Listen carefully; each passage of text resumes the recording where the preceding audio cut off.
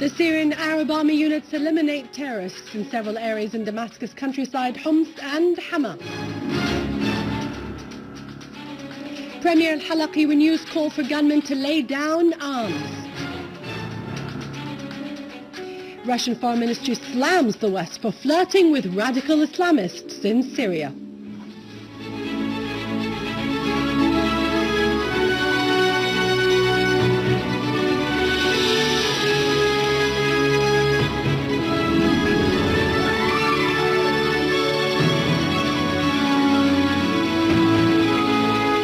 Good afternoon. Welcome to our news bulletin. I'm Dania Nizam. Prime Minister Dr. al-Halqi renewed call for young men who have taken up arms against the state to lay down their weapons and return to defend the homeland from foreign terrorists and mercenaries. During his meeting Saturday with popular figures from Daraa province, al-Halqi reaffirmed that Daraa will remain, as it has always been, the homeland's invincible shield, stressing the importance of backing the armed forces in confronting terrorism all over Syria. Popular figures and dignitaries in the province have a national, ethical and humanitarian duty to enhance communications among people of the homeland, realize national reconciliation, soar above wounds and keep fellow citizens from sliding into acts of violence and terrorism. Al-Halqi underlined the role of clergymen in fighting Takfiri Wahhabi thought that terrorist groups are trying to spread. He affirmed that Syria is well on the way to victory over terrorism and the fierce war waged against it, indicating to the accelerating pace of reconciliations in several areas, particularly in Damascus countryside, and the government's efforts to enhance the capabilities of the Syrian people. The delegation members, for their part, expressed readiness to defend Syria and exert efforts to make a success of reconciliations in the province.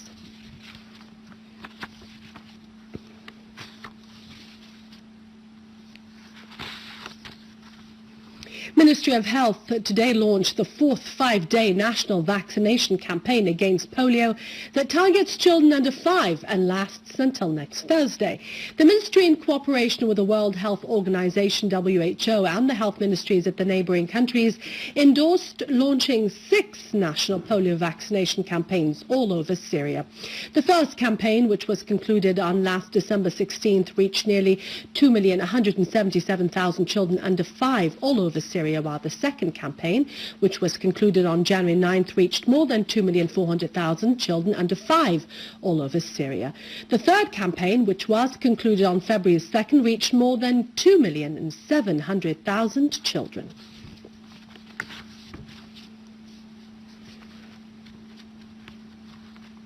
The Syrian Arab army units tightened its control over al-Kuwaiti heights and some other hills around Yabrud town in Damascus countryside. The Syrian Arab army units eliminated tens of terrorists and achieved progress in al-Sahel town and Rima farms. The army units also eliminated armed terrorist groups members that infiltrate from Asal Ward area to Rima farms. Identified among the killed terrorists Mahmoud Aziz al-Din, al-Hawlaniya, Nidal Ali Sroor and Fadl Muhammad Khallouf. The Syrian Arab army units clashed with armed terrorist groups, killing many and injuring others in al-Aqaba area in the surrounding of Yabrud town. The army also destroyed a terrorist hideout near the town.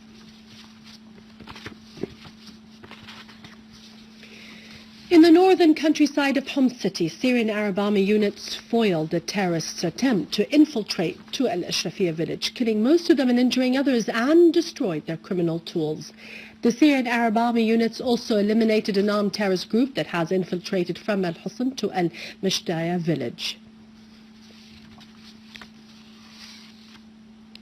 Syrian Arab army units confronted armed terrorist groups that were trying to infiltrate to one of the military checkpoints on the road leading to al-Khanasir in Hama countryside, killing some of their members and injuring others and destroying their hideouts.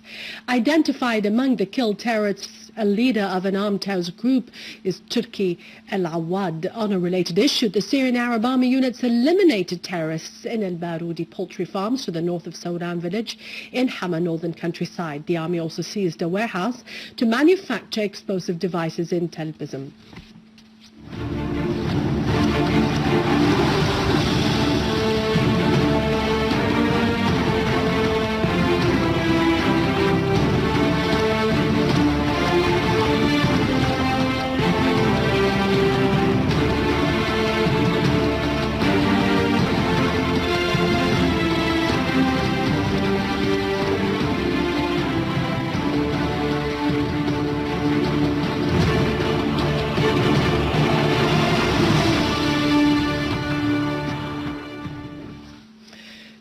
terrorists from Jabhat al-Nusra admitted that terrorist group leaders from Saudi Arabia and other Gulf countries were among those killed in the ambush carried out by the Syrian army in eastern Ghouta, Damascus countryside last Wednesday.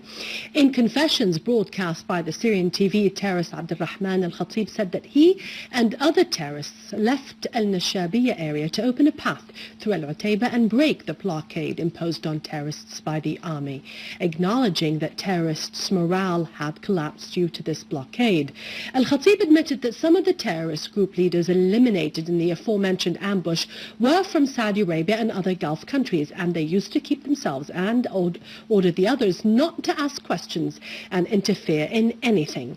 The other terrorist, Jawhar Ahmed Kilani, said that he and some of his friends formed an armed group which received weapons from Akram Qallusha and Haytham Kilani. After receiving orders, Kilani and his cohorts headed in cars to Meida area to head to Al-Qasab area, and after crossing the railway tracks in the area, there was an explosion that threw them into a state of confusion. He said that he fled and hid among reed fields in the area, and then the Syrian Arab army found him and arrested him, providing him with treatment and feeding him.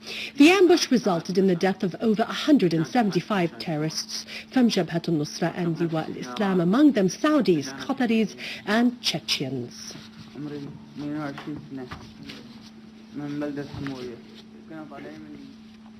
The Russian Foreign Ministry said that al-Qaeda-linked terrorist groups in Syria are massacring civilians, organizing mass public executions, torturing hostages, and destroying economic potential, which has taken decades to create.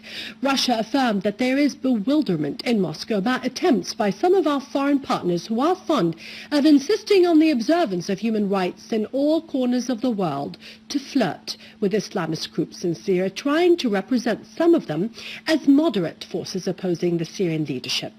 Russia's foreign ministry said the statement pointed to reports that the Islamic State of Iraq and Asham imposed a per capita tax, jizya, on all Christians who remained in the city after persecutions who refused to convert to Islam. The statement added, moreover, Christians are prohibited from building new and repairing old churches and monasteries. They cannot put crosses on their churches, conduct services outside their places of worship, ring bells, or hold cross processions.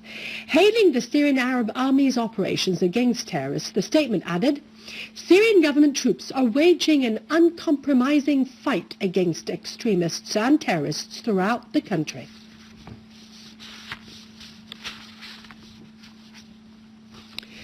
Hezbollah Secretary General Hassan Nasrallah discussed with the head of the Security and Foreign Policy Committee in Iran Shura Council, Alauddin Rajordi, the situation in the region and the latest developments in various domains. A statement for Hezbollah Public Relations said that the meeting came ahead of Rajordi's departure to Iran, concluding his visit to Lebanon.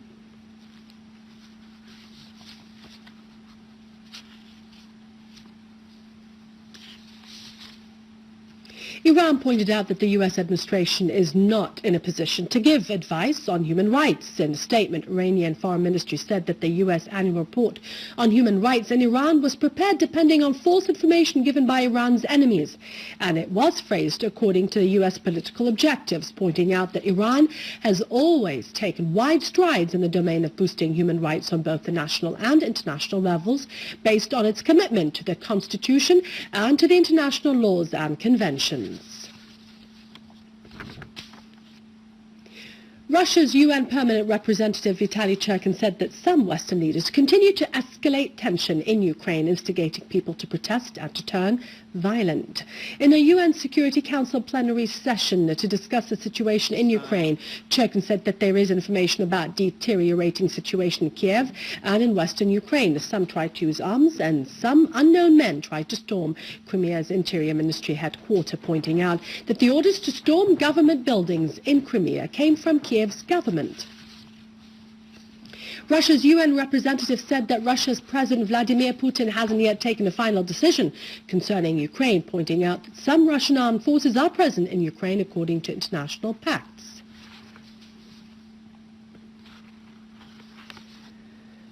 First Deputy Prime Minister for Crimea government, Rostum Temir-Galiev, said that the authorities succeeded in controlling the troops in the terrorists of the Autonomous Republic.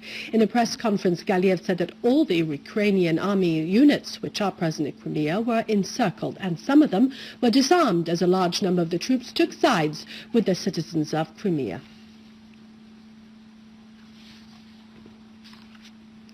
Also in Ukraine, governor of the Russian district of Belgorod said that armed groups tried to cut a road leading to Ukraine and passing across an area west of Russia. The Russian Interfax news agency quoted the governor saying that gunmen were roaming around in the area and there was an attempt to cut the road between Moscow and the Crimean Peninsula, pointing out that this is a very worrying matter. On the other hand, the situation continues to escalate in the city of Kharkov, east of Ukraine, after more than 100 people were injured in violent clashes between demonstrators against the new authorities in Kiev and activists of the extremist right-wing organization.